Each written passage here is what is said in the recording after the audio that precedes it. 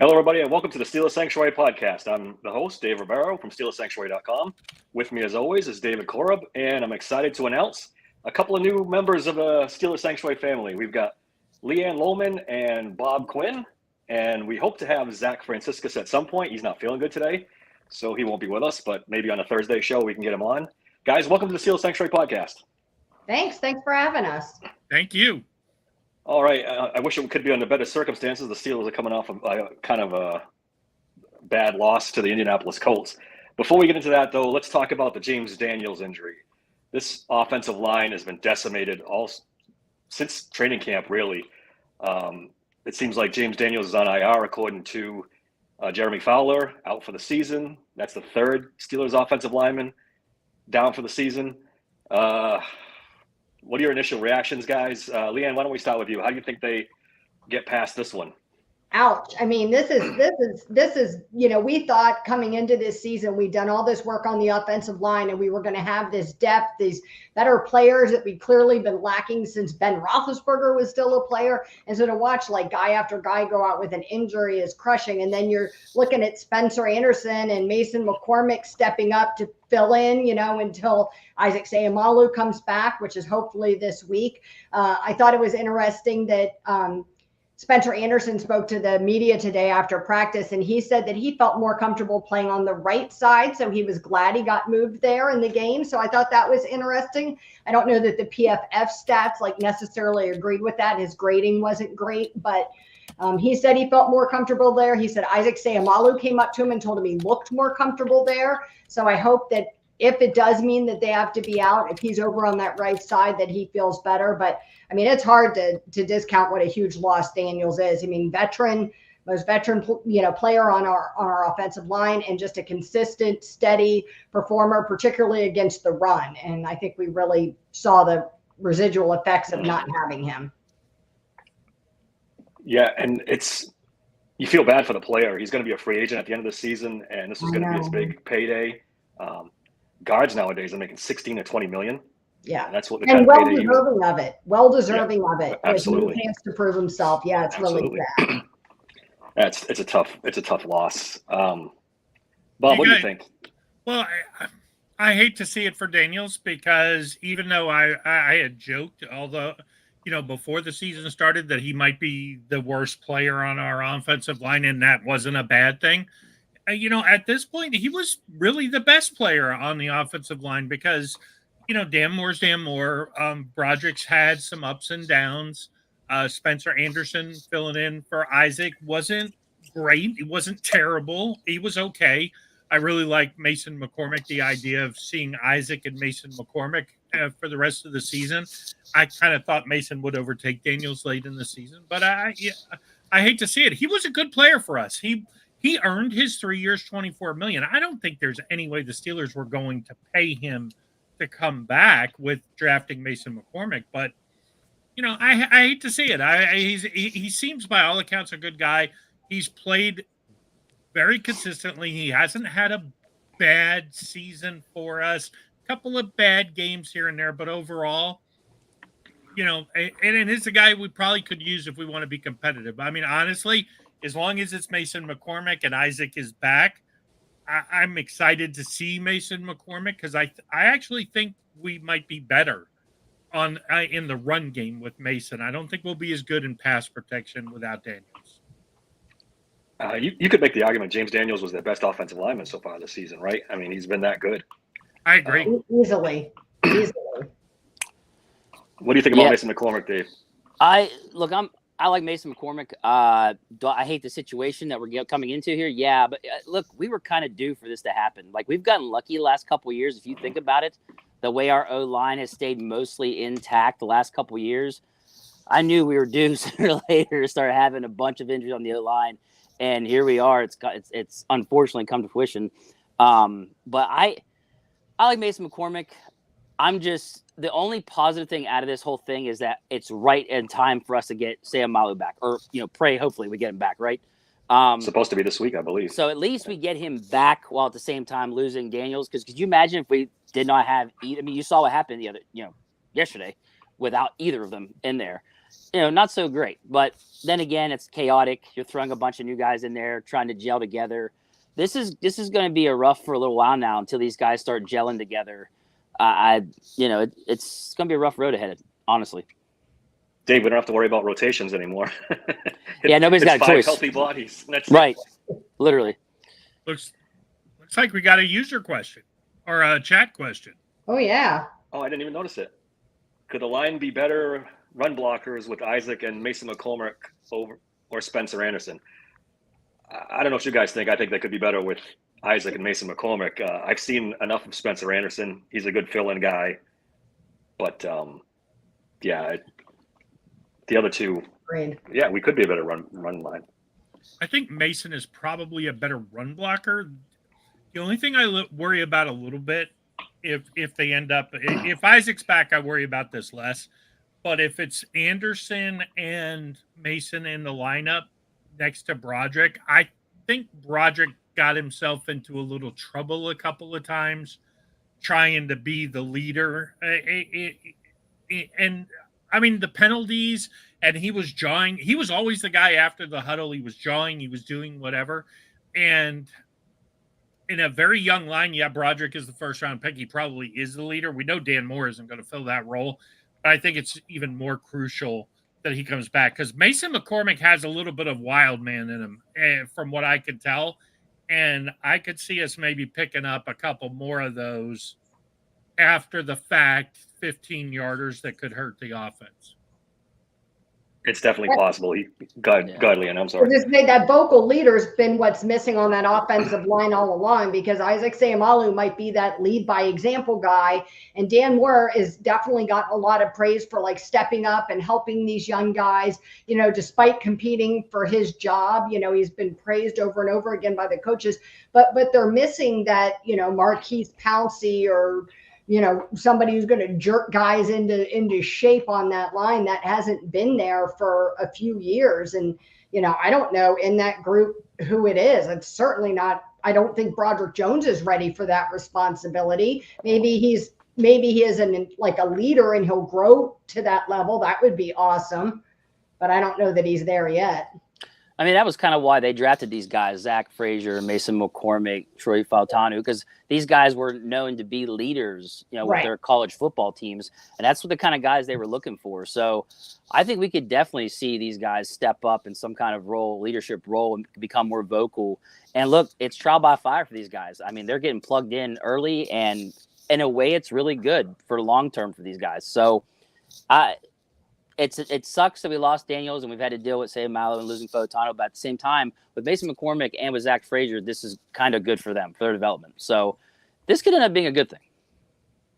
It'll be a good thing in the future. I don't know about the short term when they're not right now when they're trying to gel together. No, but down the road, this is going to end up being really good for them. Did you guys see any of that social media stuff from Broderick yesterday? I guess I did. Heard about it. Didn't see a little bit of it. The Down syndrome thing. I guess someone. Oh, geez. Yeah. Someone on Twitter asked if he had Down syndrome, and he came out and I jokingly said, "Yeah, I do." Yeah, and then I know he was like, they were talking about it on Muller and Pony this afternoon, that he was searching people up. It wasn't they were tagging him in the replies. He was searching for his name and going after people last night. That's not good. Well, I mean, you're already upset about the loss, and you got to learn that's part of maturity and that's part of leadership to tune that stuff out. There's always going to be those kind of trolls on the internet. You know what I mean? Even when you win, we deal with it. So you can't be those guys giving everybody the middle finger like Najee did, or instigating arguments, on Twitter like he was doing. You got to just let that shit go. Yeah, there's fuck faces everywhere on Twitter that come up with dumbass shit. You just got to avoid it. For him, he's got to avoid that shit. You can't engage with just don't even ignore it. He's got to. I've never understood it. These guys are millionaire athletes with plenty on their plate. What are you doing scrolling through social media looking to get upset? Yeah. Go spend I some think money. people constantly show it to him. Do you know what I mean? I think people Yeah, almost that's can't. possible, Like Cayman Harewood talked about it on his show when all that stuff was going on before with his contract, about how people couldn't stop telling him about things they saw, about how greedy he was and he wasn't a team player. You know what I mean? And so I think after a while, like anybody, naturally enough is enough and you blow over. Oh, my pal John. Yeah, John is here. Get John ready Markham for the says- Patriots questions, Dave. And Oh, here boy. they come. Who are we talking about, John? I'm out here in New Will England, we live the glory days or what? but don't ask me any Patriot questions. I do not know, and I do not care. Let's get into the game. 27-24. I'm sorry, 27-24 loss. The Colts came right out of the gates and marched right down the field. Bob, we discussed this a little bit yesterday.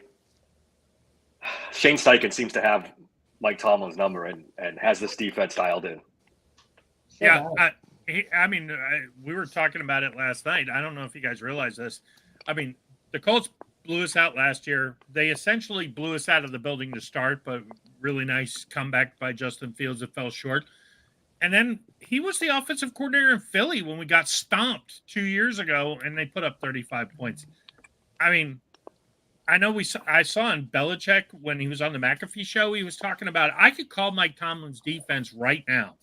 He said I wouldn't have to get up to speed. I could call Mike Tomlin's defense. And it's kind of a compliment in that it's been mostly so effective because of the players. It's kind of an indictment on the coach that, man, you haven't put a wrinkle or changed anything. I don't get it. I don't understand why we can't beat Shane Steichen. Maybe one of you guys can tell me. We talked about it. It's that tree of players. I mean, Dave and I talked about it when they played Houston. Bobby Slowick, he carved them up pretty good too. I think it's an antiquated defense that doesn't have answers for these new offenses and these new offensive coordinators who think outside the box and have different ways of approaching things. I think Tomlin's struggling with that, and that's going to be an issue all season long, especially if they expect to win a playoff game and go up against one of these teams like Houston or even Indianapolis at this point could make the playoffs. So it's concerning. It's concerning for sure. Any new offensive coordinator knows, like, when you face the Steelers, look for a certain scheme, and when you see that scheme, bring a wide receiver in motion, tight end in motion, somebody in motion to give you that mismatch to where you see, I saw Herbig out in coverage on Josh Downs. I saw Peyton Willis on Josh Downs. I mean, they know when to bring a certain guy over to get that matchup to where we're in trouble. But we get lucky. We face some teams where they don't do that kind of stuff. But when you face these top offensive coordinators, these young guys that are with the new, if you will, dude, they're gonna give us trouble. And you saw it, unfortunately. I hate to get John Markham going here, but Tom Brady and Bill Belichick wrote that playbook of how to get Steelers linebackers on wide receivers and just create devastating mismatches. They wrote the book, and now people are following it. And Tomlin is too young to not be flexible. That's the thing that I don't understand. You know what I mean? You expect this from some, old fossilized like Coughlin Belichick. Something. Belichick. Do you know what I mean? Do you only do things the way they did things when you took your horse-drawn carriage to Foxborough? But not like that. And I mean, Tomlin just is too young to be that rigid. So I don't know. I don't bash Tomlin much. So I don't know if it's an ego thing where you can't hire these innovative defensive coordinators because you're worried that it makes you look bad or less necessary. But I think that happens to a lot of coaches who, doesn't matter whether they're offensive or defensive coaches, they worry about that side of the ball and managing it. And I think they're worried that they get overshadowed by who they hire. Then are they really necessary anymore? And they forget that being the head coach is something much bigger than whatever side of the ball you used to call before. As is evidenced by like Arthur Smith and how much he struggled in Atlanta, do you know what I mean? And how much better he does as an offensive coordinator. So I think Tomlin needs to trust in whoever his defensive coordinator is. And if it's not Terrell Austin and he's not innovative enough to keep up with what they're doing, then we need to find somebody who can. I almost wonder, and John, we see your question about Drake May, and I promise we'll answer it when we get to the Justin Fields conversation, because it's a very similar answer as far as I'm concerned. But Terrell Austin, I've given him a lot of heat, and I think there is this. Tomlin wants people to understand that Tampa 2, that he helped in Tampa and win that Super Bowl, and the defensive backs were the stars. I think he really wants to do that. He couldn't do it with LeBeau for a long time, and I think he slowly phased it in. I actually give Terrell Austin a little credit because I think he's found a little bit of a meld between what Tomlin wants to do and what the defense is better at. So, I mean, I don't even know with Patrick Queen if that's the right guy to run like a 3-4 hybrid of the Tampa 2 and drop him into coverage. Or Peyton Wilson, maybe. I just don't get it. I mean, honestly, what I didn't understand is when they put Joe Flacco in the game and the game was starting to turn a little bit, they only did it once. Blitzed the heck out of him. They zero blitzed. Indy zero blitz Justin Fields a lot. Yeah. Why didn't we zero blitz Joe Flacco? I know he's a veteran. I know he can get the ball off. I know he can read it. But the bottom line is when we actually did blitz, Beanie Bishop got home. Yeah. So, I mean, over the years we've blitzed less and less and less, if you notice. And Yeah. I get it. You have T.J. Watt and Alex Highsmith and Cam Hayward, so you can get pressure with 4 or 5. But in situations like this, you're absolutely right. If nothing's working, then you got to try to bring some pressure. I mean, I think TJ only had 2 assists for tackles yesterday. He didn't have any pressures, any quarterback. He was largely invisible in Herbig too. If that's not working, to Leanne's point, you try something different. Try to be a little innovative. Herbig late in the game, I thought, made a really nice when they really needed it to get the ball back. He kind of forced Flacco back into Cam Hayward, who Cam Hayward had a great bull rush. Larry Ogunjobi kind of occupied a couple of guys too. But Herbig really created that play on the outside. He kind of forced Flacco to step up into Hayward. He might have got home anyway, but I that was the only time I really noticed the edge rushers. Overall against the run, I did notice as DeMarvin Leal started to play a bigger role throughout the game and was on the field more, that's when Taylor kind of slowed down a little bit. I thought early in the game they were so fired up. Nelson was firing off the ball. He was washing Queen out. That's an all-pro guard who's just washing out. Even if you don't consider Queen an all-pro, he hasn't played great. I mean, that's still good on good. And kind of great on good, because he's that good. He is that good. Nelson might be the best guard in the NFL. Yeah, it really is. Speaking of Patrick Queen, he's taken his share of shit on Twitter today. People are at him.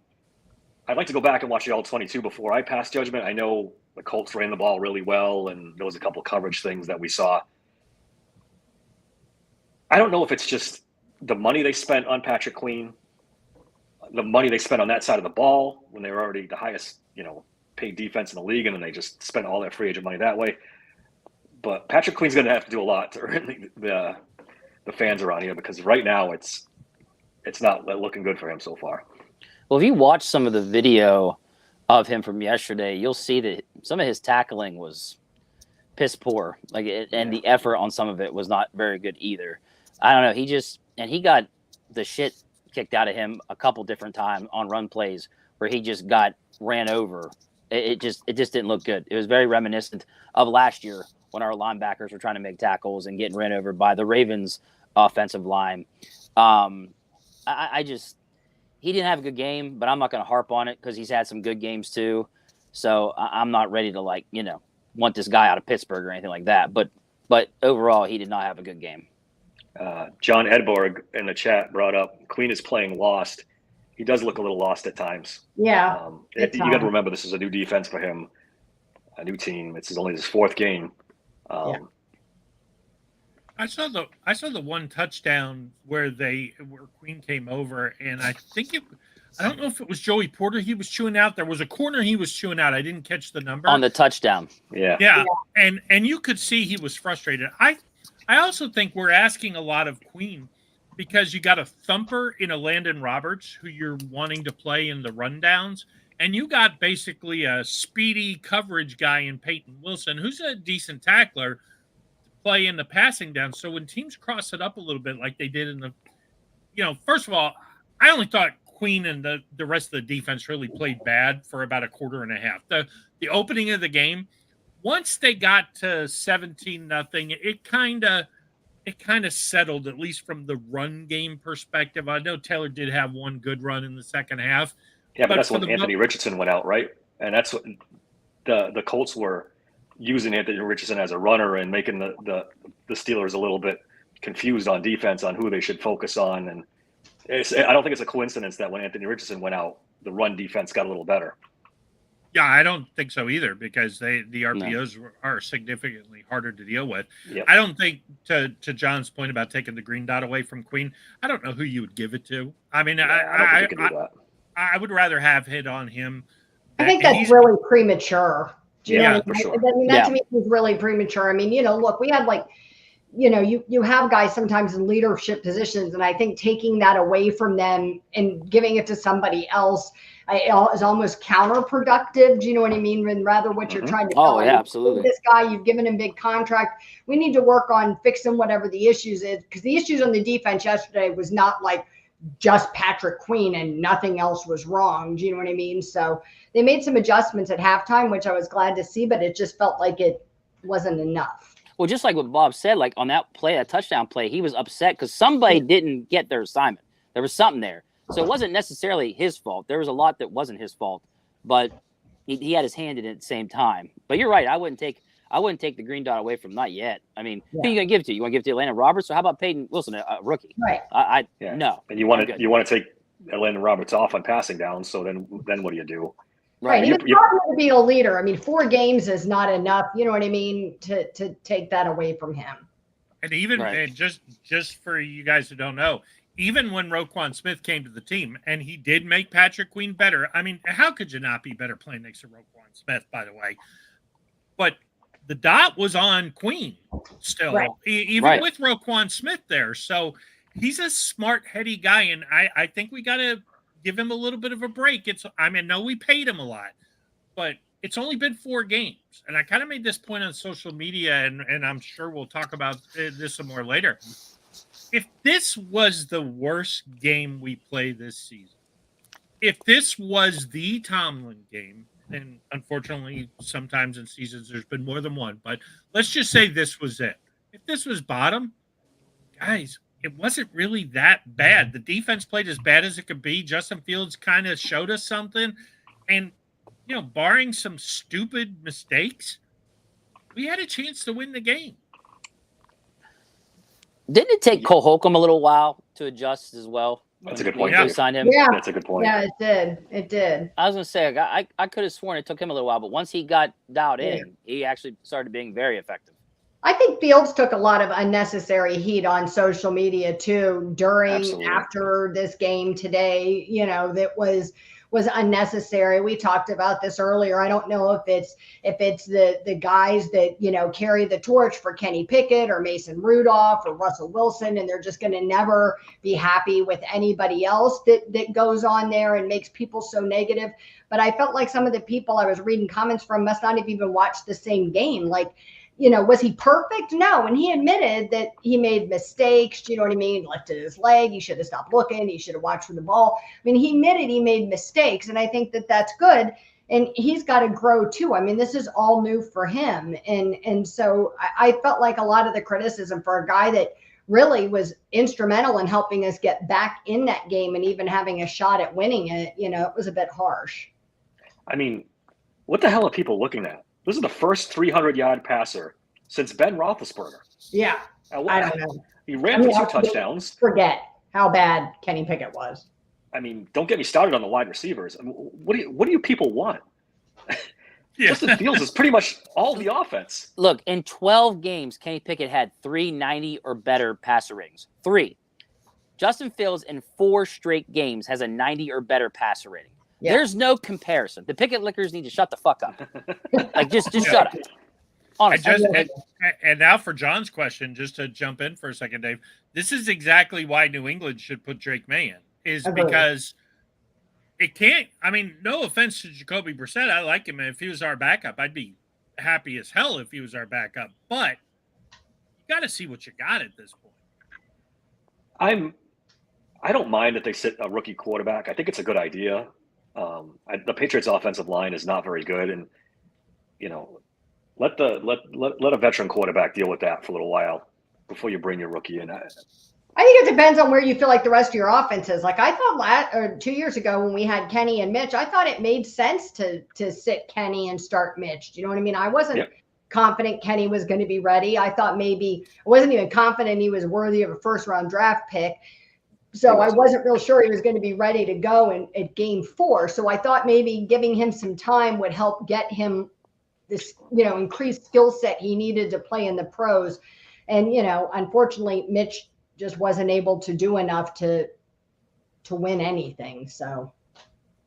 Yeah, I don't know how you feel, David, but I mean, this crap with Justin Fields and people just not wanting to give him a break, I kind of think it's coming from Bears fans. I mean, I know there's some Steelers fans who don't like Justin Fields for whatever reason, but I think it's coming from Bears fans. I think they're just so bitter that, I mean, I think I've said all along, I think Caleb Williams is a bust. And Jaden Daniels, I love is rubbing it in that they picked the wrong guy. But I don't know. It makes me mad that these other fan bases are so upset with Justin Fields that they invade and say, oh, my God, he only threw for 300 yards against a prevent defense. And 2 weeks ago, they were saying, oh, we want to see what happens when he has to come from behind. I'll tell you one person who agrees with you, DJ Moore, a wide receiver for the Bears. He's come out a couple times and said, I don't know why we moved on from Justin Fields. He's better than any of these quarterbacks in the draft. So, yeah, they even came out and said that he was told to lose, like intentionally told to lose games by – team's leadership. I mean, that's fucked up. Like, I don't know crazy. Anything. Crazy. I can never understand that. These people that talk about like tanking for draft picks and stuff, I just was built different. I don't understand that.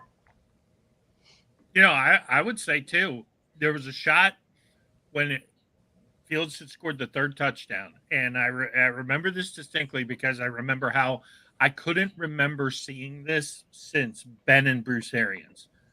Arthur Smith and Justin Fields were like two schoolgirls giggling on the sideline like they knew something people didn't know.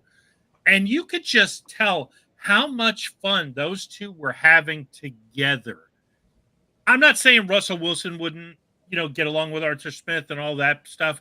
But let's face it, he's our franchise guy. And if nobody's sold on him, you need to think about it.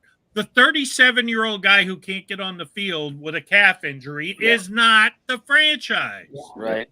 Behind now, the O-line in shambles? Yeah. Not a good idea. To answer John's question, they haven't named him the number one yet. Tomlin isn't being forced into that, while he's letting him get settled. I think that's a valid point, though. At what point does Justin deserve to be told he's the starting quarterback if he's going to continue to lead this team, if he wins games, if he helps bring us back from the brink of disastrous loss like he did yesterday? At some point, doesn't he kind of deserve that? For me, it's right now, Leanne. I agree. I think it should happen, but let's stop playing around. We know Russell Wilson's not getting back on the field unless Justin Fields gets hurt. I mean, my dude led the team in passing and rushing yesterday. He was literally the fucking. He's the offense. whole offense right the now. whole offense.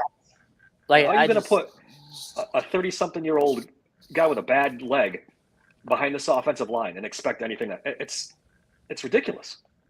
I did tweet at one point that towards the end of that first half, when Justin Fields was really struggling, I was thinking to myself, is this the point where Mike Tomlin has an excuse to bring Russell Wilson in if this continues through the whole game? Is this the break he's been looking for? Because I do think Mike Tomlin's idea from the beginning was to get Russell Wilson to be the starter. I think they made that very clear. Oh, yeah. And I don't know if he still harbors some of that. He wants to get Russell Wilson in or not, but this was his chance. But Justin Fields turned it around in the second half, and now it's to me. There's no said today, he was on the Fan this morning, and he said that he doesn't think that Tomlin is in any hurry to put Wilson in. Do you know what I mean? Injury or otherwise, he thinks that he's perfectly happy just riding things out with Fields right now. Do you know what I mean? For as long as he can. And he said, I wouldn't be surprised if we never see Russell Wilson play, or at least not, until Justin Fields gets hurt or something. Because he said he thinks he could go in now if he had to. He said, he may not be 100%, but, other quarterbacks would play at this level of recovery. Do you know what I mean? And he's not. If Justin Fields was hurt in this game, Russell Wilson would be starting against the Cowboys. Yes. There's no question. 100%. All of a sudden, he's just fine. I could say this because David mentioned he led the team in rushing. I don't think he would have led the team in rushing if Cordarrelle Patterson doesn't twist his ankle. That was a revelation. And it's kind of like when we first saw Jalen get on the field.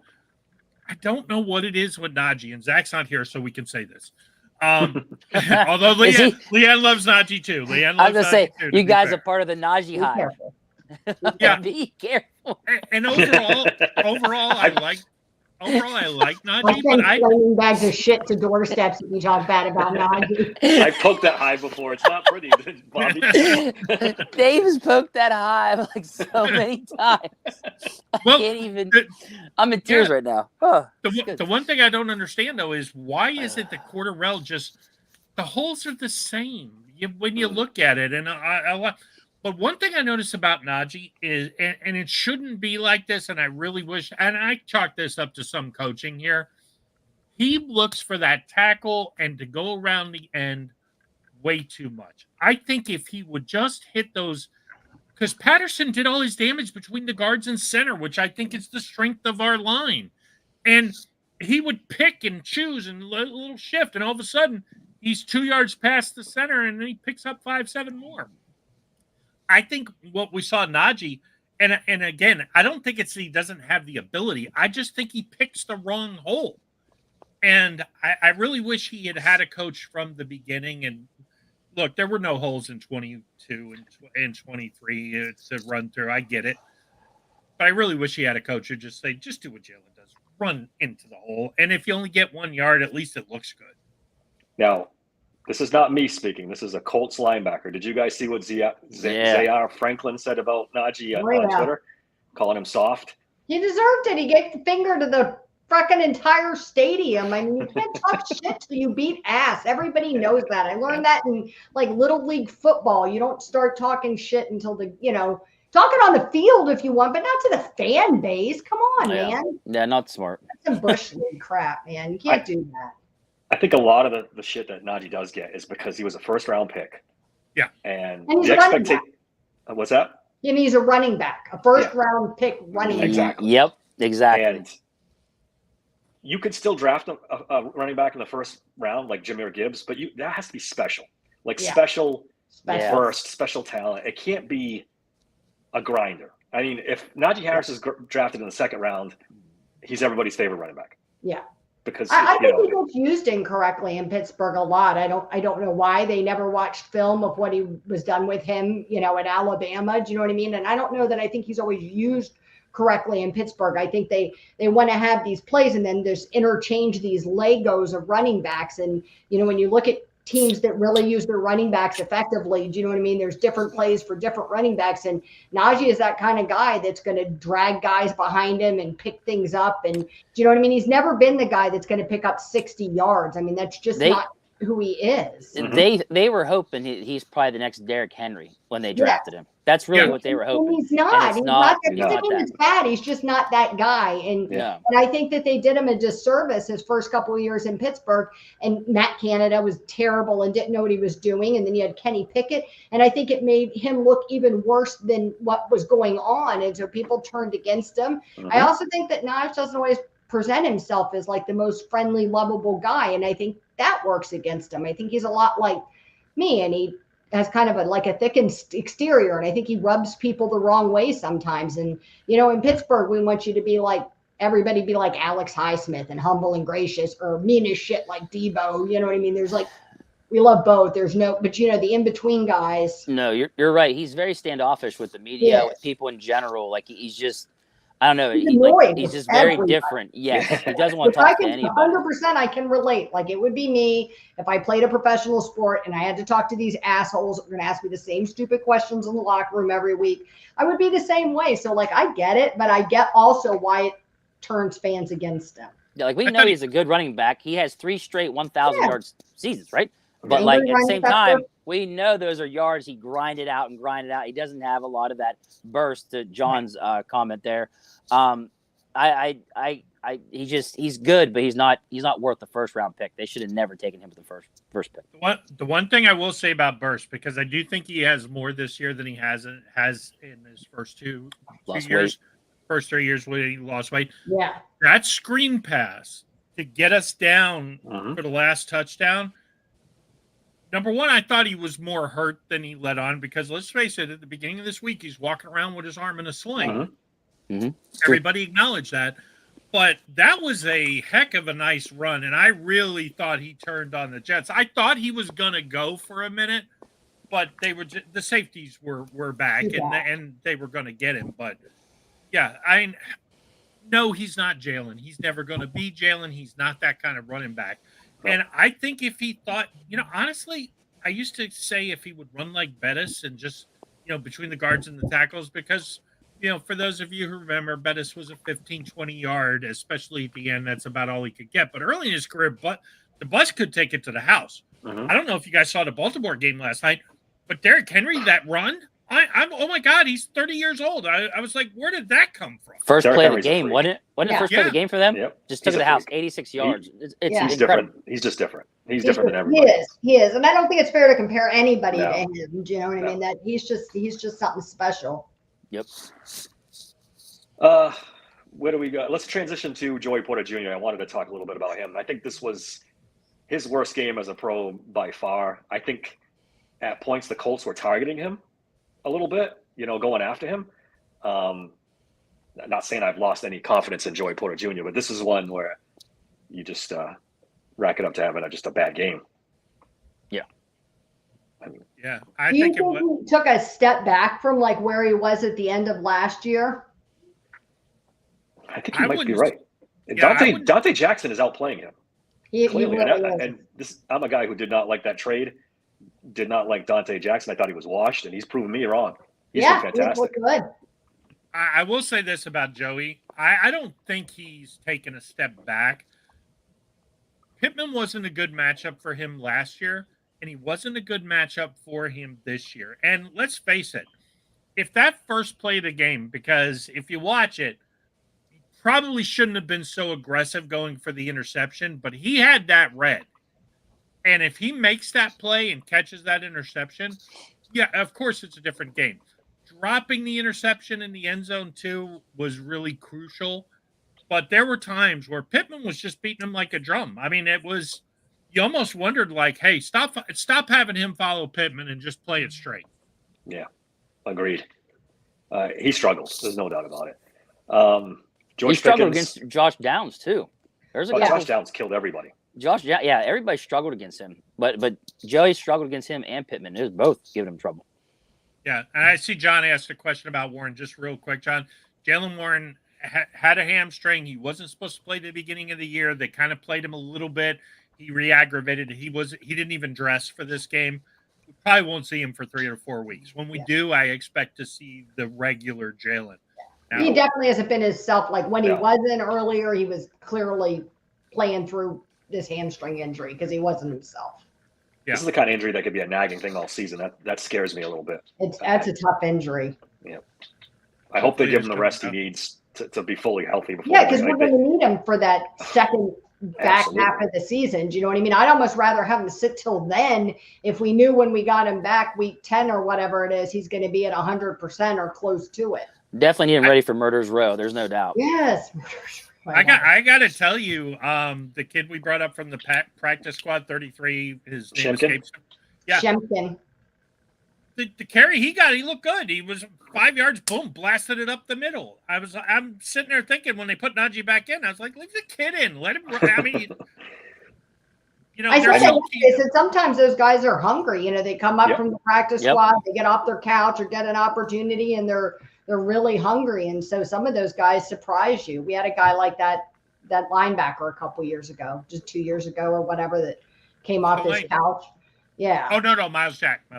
Yeah, there you go, Miles Jack. Yeah. Do we know the extent of Patterson's injury yet? Or not going to hear anything till I don't tomorrow? think I haven't heard anything. I didn't hear anything today either.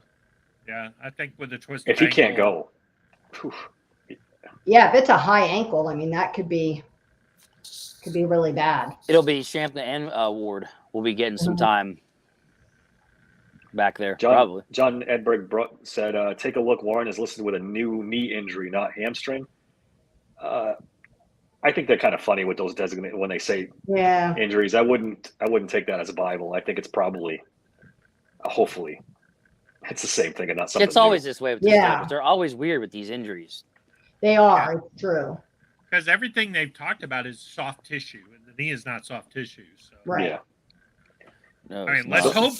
Then again, John, knock on wood. Let's hope you're wrong, because if it comes out like all of a sudden Fatanu, who we thought was just a minor thing, and it's a dislocated kneecap, let's hope for Jalen's sake. Well, it says right here in this article, it says Warren's preseason hamstring injury lingered, limiting his workload before a knee injury sustained in week 3 once again put him on ice. So did he have a new knee injury last week on top of the hamstring?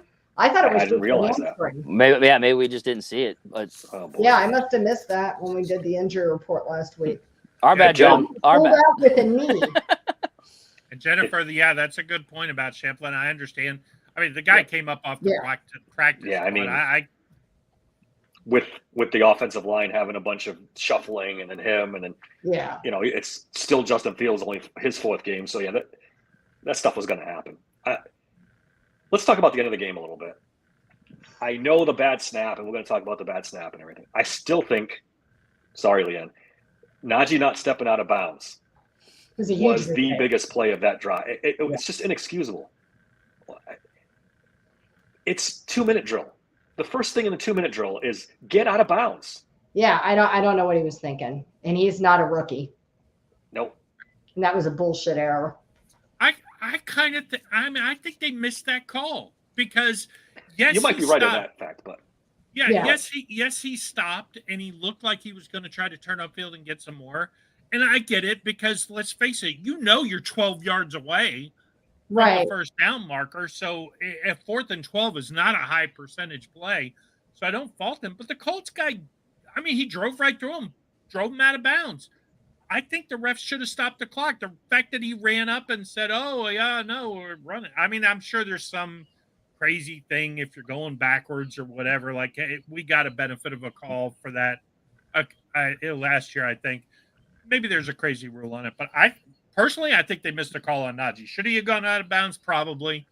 Or at the very least, and this is one of the issues I have with coaching in this game. Timeout. Yeah. It's 4th and 12, timeout. Right. Yep. Well, we were saving that timeout for some imaginary thing that we didn't know what it was. Come on now, Bob. We were saving it for Dallas this week on Sunday Night Football. We were hoping we could carry that over to the next game. He called one with 6 minutes to go in the game for ungodly reason. Why, I don't know.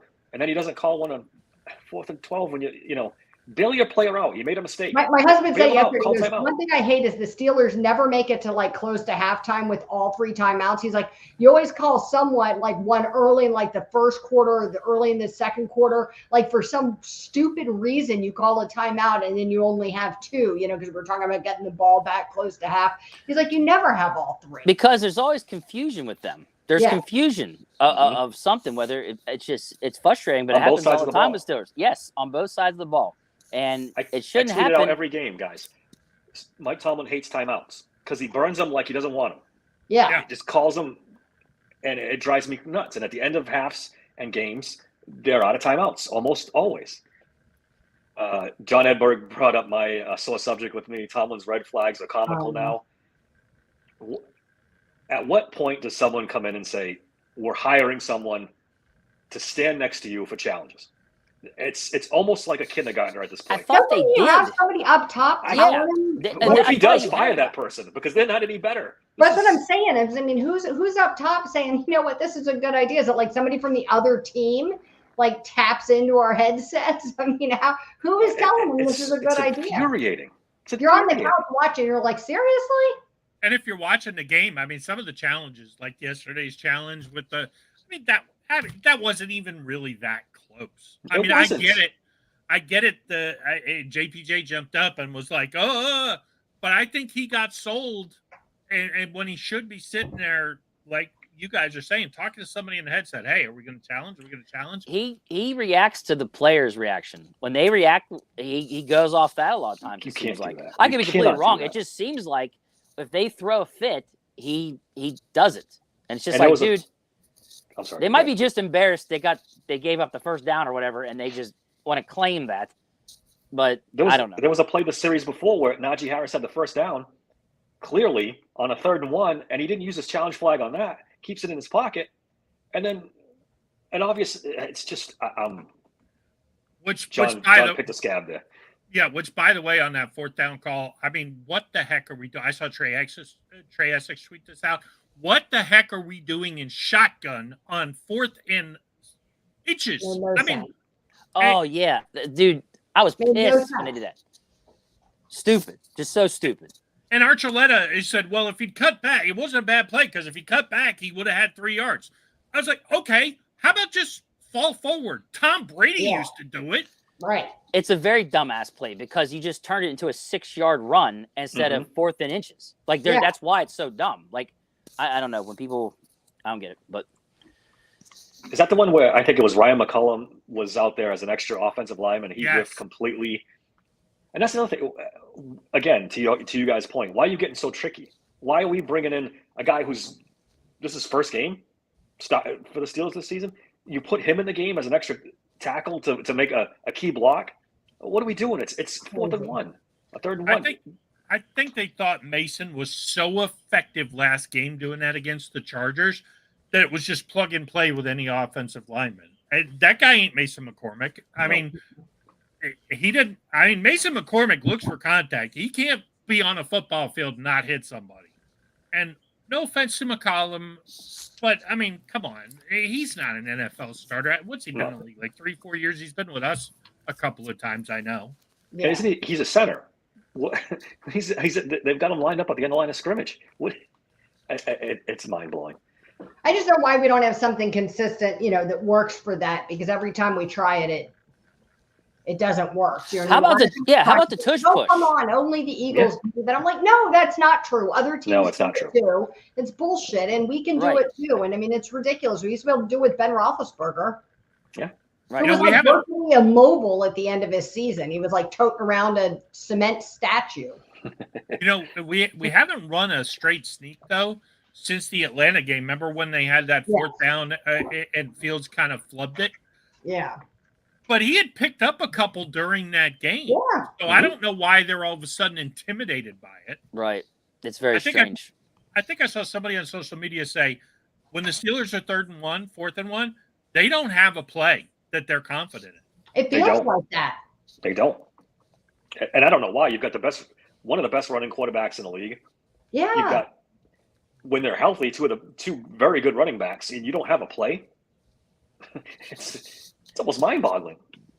Yeah, because you think about it, if you are going to put offensive linemen in the backfield, as the 3rd tight end and line them up for if we did the tush push, I mean, Justin Fields is a load.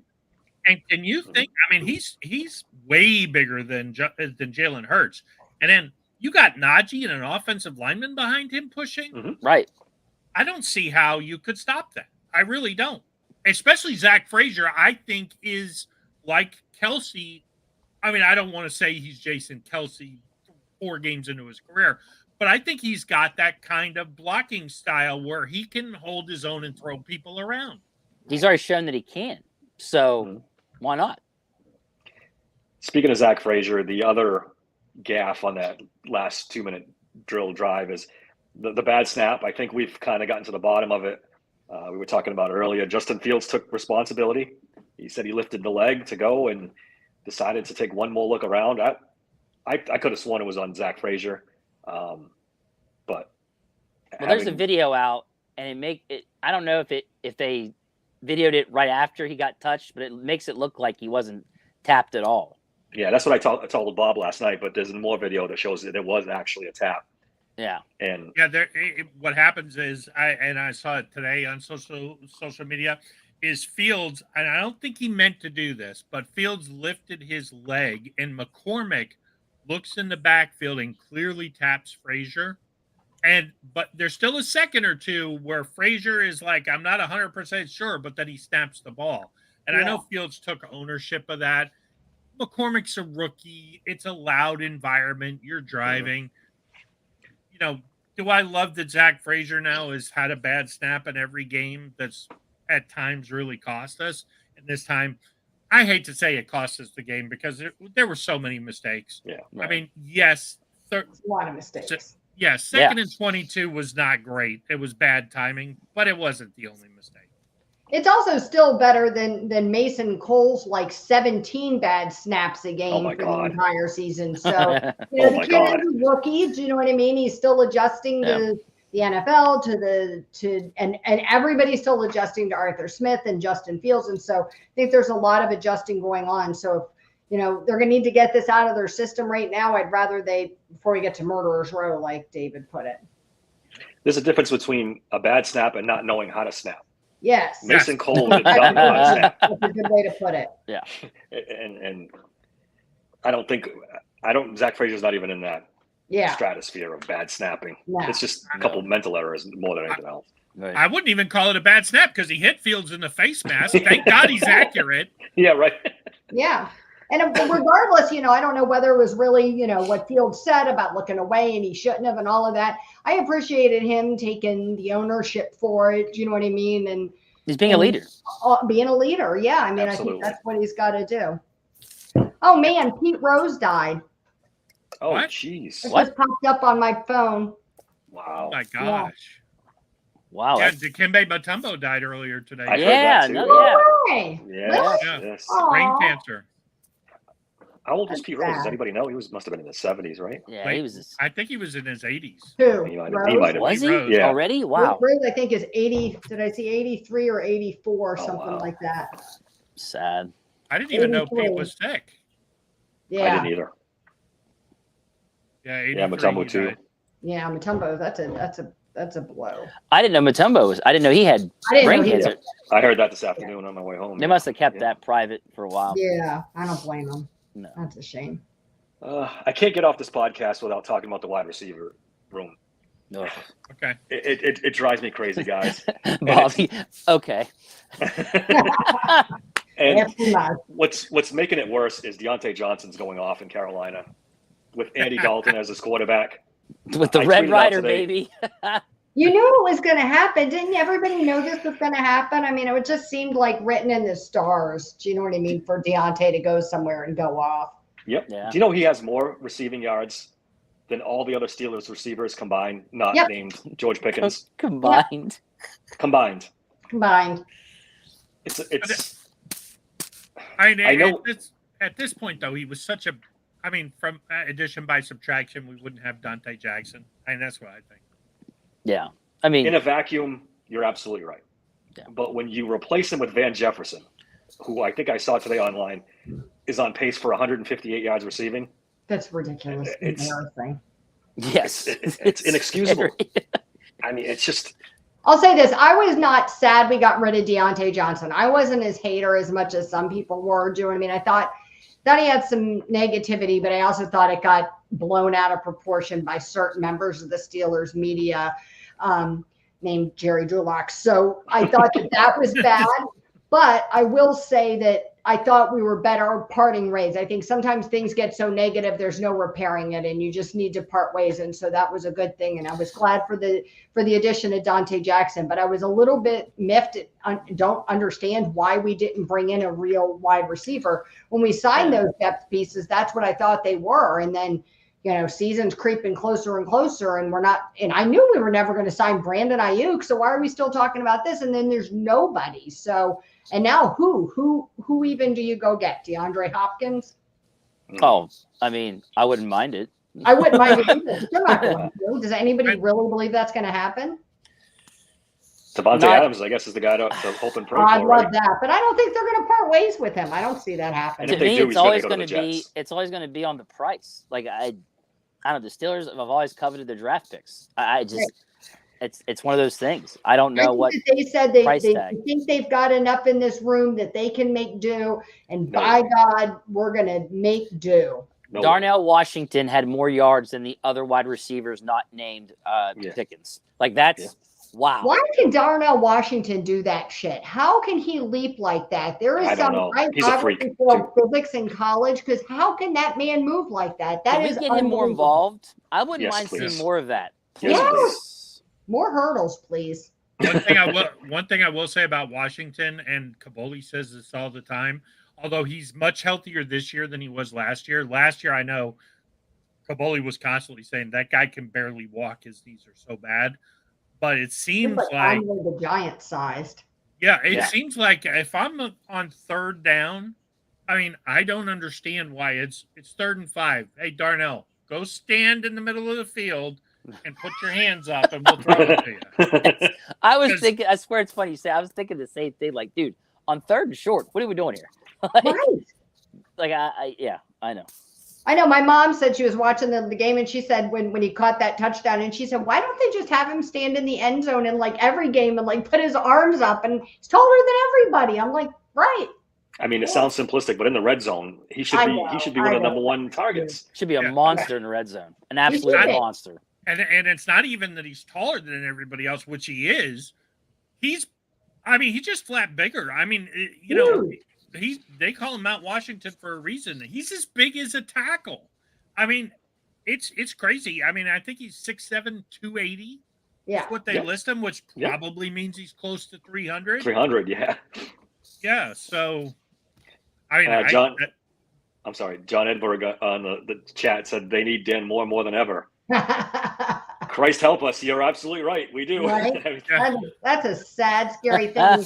He was ranked on the PFF's highest ranked graded Steelers or whatever this week. And I thought, oh God, poor Bob. And John, I will tell you right now, as you get more familiar with me, I am no Dan Moore fan. And I mean, absolutely. We don't even have anybody else though to even. You can't even argue. It's over now. Yeah, there is no one else. Yeah, we're stuck with him. I 1,000,000% agree. That's why I'm trying hard to bite my tongue when I see things with him, but there's no other choice. There's nobody to go to. It's Zach Banner time, baby. Yeah, Zach Banner. He's ready. Go get him. For that. Maybe it's that third tight end. Yeah. I love Zach Banner as much as the next guy, but if he's a starting tackle one day for this football team, he's got to be. I mean, we're in tough shape. 2020, wasn't it, when he was a rookie? And they kind of had that whole thing, the undrafted rookie coming out. I mean, that's how bad his injury was. I mean, he's been bad at football basically for 2-3 years. Yeah. Yeah. He needs to go to like the UFL or something, or the XFL to get his feet under him. Wonder why he didn't. Huh? I said, I wonder why he didn't. No, I don't know. Bite your tongue. Chooks is not. Chooks. How's he doing in New England again? Did they cut him yet? I thought. Oh no, he retired. Available. He's on that. Retired. Isn't he on that restricted list or whatever the hell it is? Yeah. I'm pretty sure he played so bad he just walked off the field and said, "That's it, I quit." Yeah, they benched him and he was just like, "I'm out." Yeah, like, literally. No, they made him a left tackle, right? God help him. Maybe here we are making fun of him. What he said to Tomlin. Maybe. We're making fun of him right now. If he hit the waiver wire, consider it. We definitely consider it. I don't know if Tomlin's ever forgiven him though. I mean, no. Oh yeah, I forget. Yeah, I forgot about that. Yeah, there ain't no way. He's not forgiving him. No, he will. After he basically quit, said they should quit on the sideline. There ain't no way, Tomlin. Yeah. No way. I mean, Tomlin puts up with a lot of shit. A lot. Over the years, but he never benched AB or Le'Veon or Martavis Bryant. So to get benched by Mike Tomlin. But that's that's the line that he draws. Like, he could put up with all of AB's wacky bullshit because he's out there doing what he's supposed to do. He's making catches. He's helping to win games. Even if he's an asshole off the field, even if he's an asshole on the field. But when you start talking about quitting and giving up and stuff like that, you've already quit and give up. You know what I mean? And you suck anyways.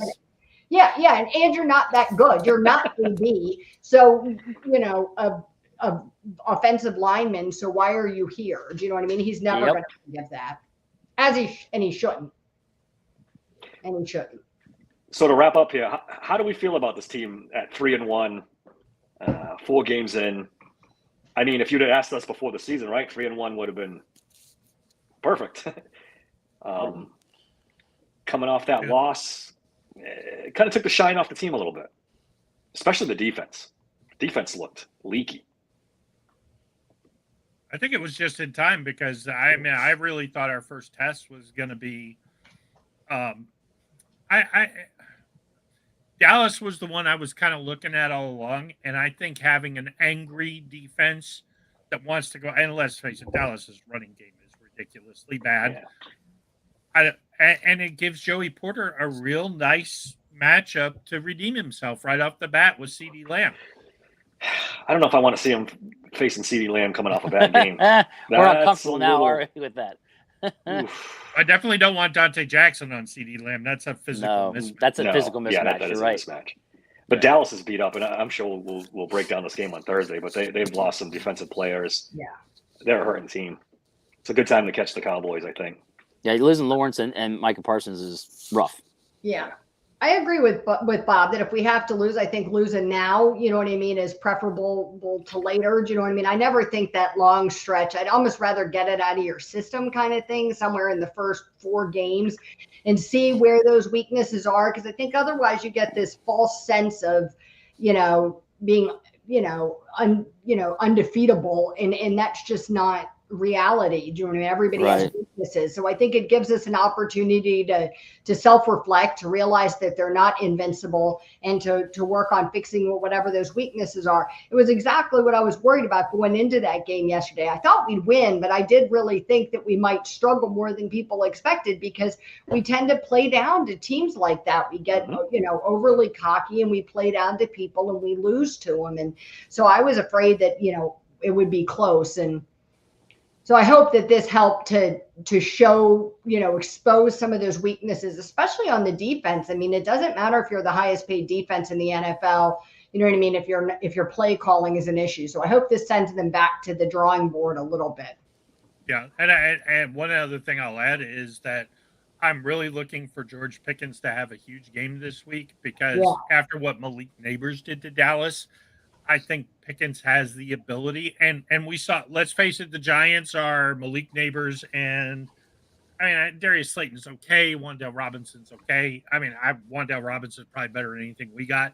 Yeah, I would argue they have better wide receivers. Oh yeah, than we do 2 through 4. Yeah, but I do think that Dallas is in pass defense, and their run defense is very soft, but the Colts' run defense was the worst in the NFL. Yeah, the Colts' defense is soft, supposedly. I really want to see Arthur Smith come out and throw the ball right off the bat. Field's loose. They can't. Yes, let him go, man. Like, quit holding him back. This conservative shit is killing them. They waited too late. That's why we lost the Colts game. They got to let it fly this game. They have to. The defense, the Cowboys' defense sucks. They've been horrible. They have not been good. When you let the Giants be competitive with you, that's not good. So we should be able to run on them and throw, as long as they let Fields do it. Yeah. Don't hold your breath. I know. Tomlin's not going to. Yeah. It's not happening. You know the MO. We're going to come out, try to feature Najee, run him up the middle 3 or 4 times. Run. Yep. Najee Ward and Champlin coming to a theater near you. Hey. On primetime. Well, no, Najee's great, but after that, it's like shit. Well, hopefully we get some good news, because we can't afford to have our wide receiver room go the way, our running back room go the way of our wide receiver room with one solid player and then this huge gap in depth, So hopefully we get some good news on Cordarrelle Patterson, because I think he was really, really showing us something special. Was it his ankle? Such a shame. That was such a great drive, and then to get injured on that drive. He was really rolling. Was it his ankle, though? I can't remember. Ankle. Yeah, ankle. Okay. I know they carted him off, but I don't think they've said like it's a broken bone or anything. Yeah, I haven't nothing. Yeah, to wrap up some of the injuries. They asked somebody today, I think it was Kaboli, if how bad it was, if they'd heard anything about how bad it was. And he said he didn't see him after the game. Like he saw Daniels, you know, in the crutches or whatever, in the brace. He said he didn't see him after the game. So he didn't know. Just to wrap up, I think we're still a couple games away from Highsmith too. Mm-hmm. Yeah. Warren doesn't play this game. So the Steelers are definitely beat up. This is as bad as injuries as I've seen in a while for this team. I mean, it's everywhere. Hopefully, Maybe Sam not as Allen's bad as back. the middle linebackers and safeties last year. Yeah, that Yeah. was the middle. Yeah. The linebackers was just crazy, right? It was like a turnstile. It's the offensive line right now. Yeah. All right, guys, this has been a lot of fun. This first time together. I think this went very well. I can't wait to keep going on this. We got a lot in store Thanks for to you guys. everybody in the chat too, by the way. Yeah, Yeah, we appreciate that. all of Thanks, guys, you for the except questions for in the chat. John. No love for John. Yeah, we got two Johns now who are all about the questions. Just teasing, John. We appreciate it. Yep, thanks for that. And we'll be back on Friday for you guys. Thursday night we'll record. Friday will be the podcast. Until then, thanks for listening to the Steelers Sanctuary podcast.